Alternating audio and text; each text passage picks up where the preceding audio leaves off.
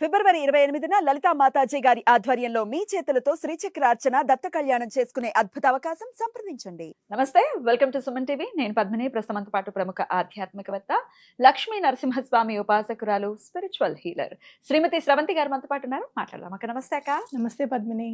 అక్క, వారాహిదేవికి చాలా విశేషంగా దుంపల దీపం మీరు ఆల్రెడీ ఇంట్రడ్యూస్ చేస్తున్నారు. చక్కగా పెట్టుకోండి ప్రతి శుక్రవారం కూడా అని, ఇన్ని శుక్రవారాలు చేయండి అని చెప్తున్నారు. అందులోనే కంద దీపానికి కూడా చాలా వైశిష్ట్యం ఉంది అని ఆ వీడియోలో మీరు చెప్తున్నారు కదా. దాని గురించి కూడా చెప్పండి అక్క. కంద దీపం అసలు ఎలా పెట్టాలి అమ్మవారికి, ఎటువంటి సందర్భాల్లో పెట్టచ్చు, ఎప్పుడు పెట్టచ్చు, పెడితే అమ్మ అనుగ్రహం ఎలా ఉంటుంది, ఇవన్నీ ఒక్కసారి. తప్పకుండా చెప్తాను పద్మిని. అమ్మవారు అంటే వారాహి అమ్మవారు అనగానే మనం చూసుకుంటే గనక ఆవిడ దగ్గర ఏవేవి ఉంటాయి అంటే అగ్రికల్చర్, అంటే వ్యవసాయానికి సంబంధించిన పనిముట్లన్నీ కూడా అమ్మవారి దగ్గర ఉంటాయి. అలాగే నేను ఎప్పుడు చెప్తాను కదా, వ్యవసాయం అంటే సంసారం కూడా ఒక వ్యవసాయం, అవునా కదా. అలాగే రోలు, రోకలి ఇవన్నీ కూడా అమ్మవారి దగ్గర ఉంటాయి. కాబట్టి అమ్మవారికి చాలా ఇష్టమైంది ఏంటి అని అంటే, ఏవైతే భూమి నుంచి లోపల నుంచి వస్తాయో, అంటే రూట్ వెజిటబుల్స్ ఏవైతే ఉంటాయో అవన్నీ కూడా అమ్మవారికి చాలా ఇష్టము. దుంపలు. ఇంకొకటి, దుంపలకు ఉన్నంత ప్రత్యేకత ఏంటి అని అంటే, ఒక దుంప ఒక్కటి ఉంది అంటే ఆ చుట్టుపక్కల కూడా చాలా వచ్చేస్తాయి అన్నమాట. అంటే దుంపే విత్తనం లాగా వచ్చేస్తుంది మనం చూసుకుంటే కనుక. అలాగే కందకి ఉన్న ప్రాముఖ్యత ఏంటి అని అంటే, నీకు గుర్తుండే ఉంటుంది, కంద పిలకని పెళ్ళప్పుడు కొంగున కట్టి పంపిస్తారు.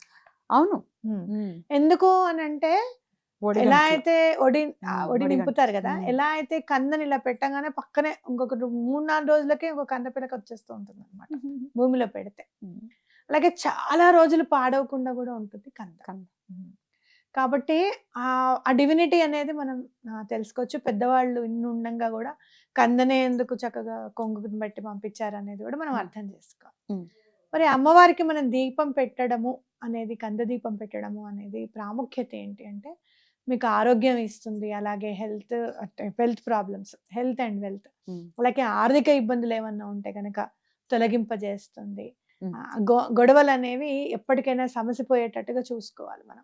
అలా సమసిపోకుండానే ఉంటాయి ఇంట్లో, ఏదో ఒకటి గొడవ ఉంటూనే ఉంటది. ఇదా అంటే అది, అదంటే ఇది, ఎప్పటికప్పుడు దాని ఏదో కాలు పట్టుకొని లాగినట్టే అనమాట. ఇంకా మనం పని చేసుకోలేకుండా ఉంటాం అట్లాంటివన్నీ కూడా. కాబట్టి ఆ గొడవలు లేకుండా ఉండాలి అని అంటే కూడా ఇది చాలా ఇంపార్టెంట్ అని చెప్పుకోవచ్చు. కాబట్టి మనం ఏం చెయ్యాలి అని అంటే కనుక, చక్కగా శుక్రవారం నాడు చక్కగా ఒక కందం తీసుకొచ్చుకోండి. చిన్నదైనా పర్వాలేదు, పెద్దదైనా పర్వాలేదు. పైన కొంచెం ఇట్లా బొడుపలాగా ఉంటుంది కదా, దాన్ని కొద్దిగా ఓపెన్ చేయండి. ఓపెన్ చేస్తే చక్కగా నూనె పోయడానికి వీలుగా ఉంటుంది.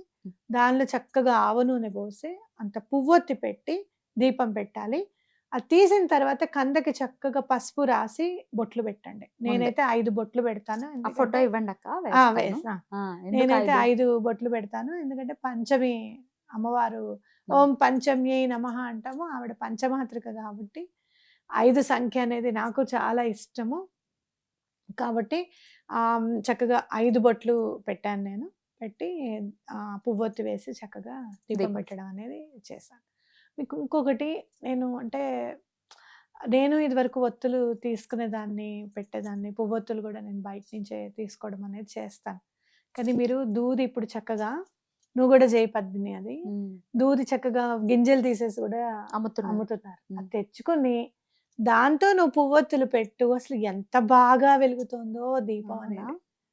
అసలు మనం అనుకుంటాం కదా, నల్లగా అయిపోతుంది దగ్గరికి ఉంటే గనక, ఆ ప్రమిదంతా నల్లబడిపోతుంది అది అనుకుంటాం కదా. కొంచెం దూరంగా పెడితే ఆ కుందు కూడా చక్కగా నల్లగా అవ్వకుండా ఆ కాస్త ప్లేస్ లోనే నల్లబడ్డం అనేది జరుగుతుంది అనమాట. కాబట్టి ఇంట్లో చేసిన పువ్వొత్తి పెడితే ఆ దీపంలో చక్కగా కూర్చుంటుంది. కాస్త పెద్దగా తీసుకుంటాం కదా మనం, పెద్దగా తీసుకొని పెట్టుకుంటాం. ఏం లేదు, పువ్వొత్తులు చేసుకోవడం చాలా ఈజీ. ఇట్లా కొంచెం ఇట్లా ఉండ తీసుకోవడము, కొంచెం విభూదిలో చేయి పెట్టుకొని ఇటుపక్క సన్నగా అటుపక్క సన్నగా చేసుకొని ఆ 2 కలిపేస్తే పువ్వొత్తు అనమాట. అందుకే మనం ఒత్తులైతే 2 వేయాలి, పువ్వొత్తు అయితే ఒకటేసినా చాలా అనేది. అందుకే ఈ 2 కలిపి ఇలా పెడతాం కాబట్టి 2 ఒత్తులు చేసినట్టు అవుతుంది అనమాట. ఓకేనా. తప్పకుండా నేను ట్రై ఆ! చేస్తాను. చెయ్యి. ఆ! అసలు ఎంత ప్రశాంతంగా వెలుగుతాయో దీపాలు అవి కూడాను. హ్మ్. ఏవో మునిగిపోతాయనో, అవి ఇటు పడిపోతాయనో, అటు పడిపోతాయనో బాధ ఉండదనమాట. నేను నేను అంటే గమనించాను నేను. ఆంజనేయ స్వామి పూజ చేశాను ఒకటి. మీకు ఏప్రిల్ 23 తారీఖు నాడు చెప్తాను ఎలా చేసుకోవాలి ఏప్రిల్ అనేది. వరకు వెయిట్ చేయాలా? చెయ్యాలి. మీరిట్లా ఊరిస్తే ఏప్రిల్ ఎలాగా? 23 తారీఖు నుంచి పూజ స్టార్ట్ చేయాలి. ఓహ్! ముందే వారం చెప్తారు. రోజుల ముందే చెప్తాను. హ్మ్. ఎందుకంటే ఆ పూజ హ్మ్. నేను ముందే గురువారమును రాసి పెట్టుకుంటాను ఆ డైరీలో. అలాగే అలాగే. సో దట్ నేను మర్చిపోకుండా. ఆ! ఏముంది? గురువారము పుష్యమి నక్షత్రం కలిసిన రోజు చేయాలన్నమాట ఆ గురు పూజ. పుష్యమి గురు వస్తోందా? పుష్యమి చేయాలి. హ్మ్. ఆ రోజే స్టార్ట్ చేయాలన్నమాట. హ్మ్. అందుకని చెప్పి మరి నేను ఎప్పుడు చూసుకున్నానో తెలుసా? మళ్ళీ ఎప్పుడొస్తుందో పుష్యమి నక్షత్రం అని ఆగస్ట్ 23 చూసుకున్నా. ఎప్పుడొస్తుంది మళ్ళీ అని. నెక్స్ట్ ఇయర్ ఏప్రిల్ 23 తారీఖు ఆ! అని చెప్పి వచ్చిందన్నమాట. 23 మళ్ళీ. హ్మ్. సూపర్. చక్కగా ఎవరైతే ఆంజనేయ స్వామి పూజ చేయాలనుకుంటున్నారో హ్మ్. తప్పకుండా చూసి చేసుకోండి. హ్మ్. ఈ ఆంజనేయ స్వామి పూజ చేసినప్పుడు నాకు ఒత్తులు చేయడం నాకు అలవాటే. ఆ! ఓకే. చాలా విశిష్టమైన ఒత్తి ఉంటుంది. ఎలాంటి ప్రాబ్లమ్ అయినా సరే సాల్వ్ అయిపోతుంది అని చెప్పుకోవచ్చు. హ్మ్. కాబట్టి ఇంట్లో నెమ్మదిగా మనం ఇంట్లో పని కొంచెం కొంచెం చేసుకోవడం వస్తే గనక ఆ బ్యూటీ అర్థమవుతుంది. ఖచ్చితంగా. ఎందుకు మనం ఇంట్లోనే చేసుకోవాలి అనే హ్మ్. బ్యూటీని మనం అర్థం చేసుకోగలుగుతాం. అండ్ సాటిస్ఫాక్షన్ మన చేతులతో మనం చేసుకున్నాం అవును. కదా! అయితే ఆ కంద దీపాన్ని ఏ సమయంలో పెట్టాలి? అలాగే ఆ తర్వాత కందని ఏం చేయాలి? కంద దీపాన్ని 6:30, 7కి ఏం సం చేస్తారంటే వారాహి అమ్మవారిది చక్కగా బుక్ దొరుకుతుంది పద్మిని. 16 ఉపచారాల పూజ. హ్మ్. అందులో చక్కగా సౌభాగ్య సూత్రం దగ్గర నుంచి ఉంటాయన్నమాట. 16 ఉపచారాలు కాక ఇంకా 2, 3 ఉపచారాలు ఉంటాయి. ఎప్పుడైతే దీపము అని వస్తుందో అప్పుడు కంద దీపాన్ని అంతా రెడీ చేసుకొని అప్పుడు వెలిగించి ఆ ధూపము, దీపము అమ్మవారికి సమర్పిస్తే హ్మ్. చాలా మంచి జరుగుతుంది అని చెప్పుకోవచ్చు. ఓకే. అమ్మ మాకంత కాదు, మేము పంచోపచారాలు మాత్రమే చేస్తాము అని అనుకుంటే గనక చక్కగా దీపం ముందు వెలిగించి తర్వాత ధూపం చూపించి అమ్మవారికి పువ్వులు సమర్పించుకొని నైవేద్యం పెట్టి హారతిచ్చుకుంటే పంచోపచార పూజ కూడా అవుతుందన్నమాట. ఓకే. మరి ఆ చక్కగా కందని మీరు కందని ఏం చేస్తారంటే ఒక బ్రాస్ ప్లేట్ తీసుకొని 2 తమలపాకులు కింద వేసి అప్పుడు కందని పెట్టి అమ్మవారికి దీపాన్ని చూపించండి. ఆ తర్వాత ఆవుకి పెట్టమని చెప్పి ఇవ్వండి. పెట్టినప్పుడు మరి పెద్దగా ఉంటే గనుక కాస్త ముక్కలు చేసి పెట్టు బాబు అని చెప్పి చెప్పండి. తింటుందా? కంద తింటుంది తింటుందా?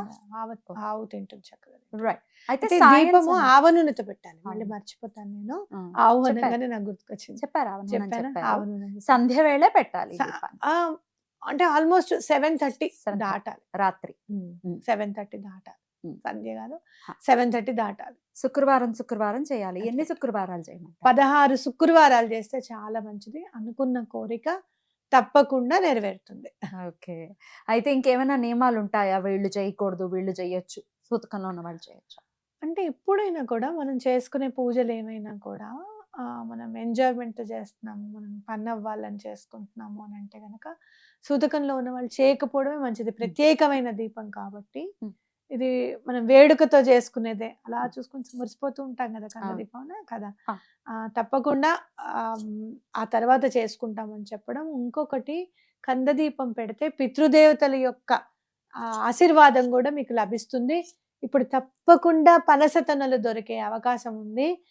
చక్కగా శుక్రవారం పనస తొనలు తీసుకొచ్చి, హ్మ్. అంత తేనె వేసి పనస తొనల మీద నైవేద్యం పెడితే ఇంట్లో లక్ష్మి తాండవిస్తుంది. ఏంటక్కా? ఆ! చాలా మంచిది. అంత పవరా? నేను చేశాను. హ్మ్. పనస తొనల మీద కొంచెం తేనె వేసి నైవేద్యం పెడితే, ఆ సంవత్సరం నాకు ఎటువంటి ఆర్థిక ఇబ్బందులు లేకుండా గడిపాను నేను. వివరంగా ఒక వీడియోలో మనం మాట్లాడుకుందాం. తప్పకుండా. సో దట్ దాన్ని హైలైట్ చేస్తూ నేను వీడియో ఇస్తాను. సో అట్లాగే. దట్ యూజ్ అవుతుంది గదా! అవును. అద్భుతం అక్క. చాలా చక్కటి విషయాన్ని తెలియజేశారు.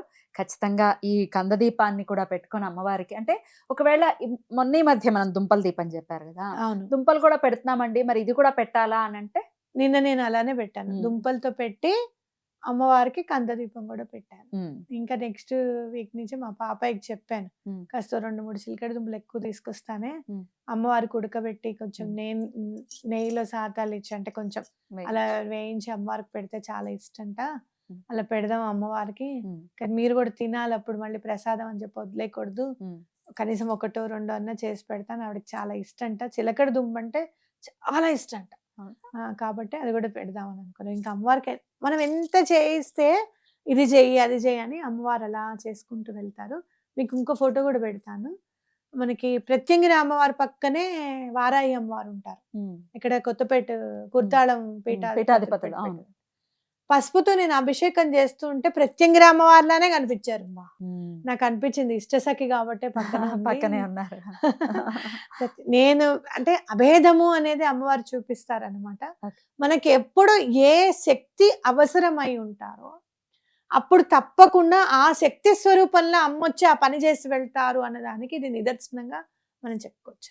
అద్భుతం. చాలా చక్కగా వివరించారక్క. ఖచ్చితంగా దీన్ని అడాప్ట్ చేసుకుని అమ్మ దయ ఉంటే అన్ని ఉన్నట్టే ఉండాలి అలాగా. మీ పట్ల, మా అందరి పట్ల.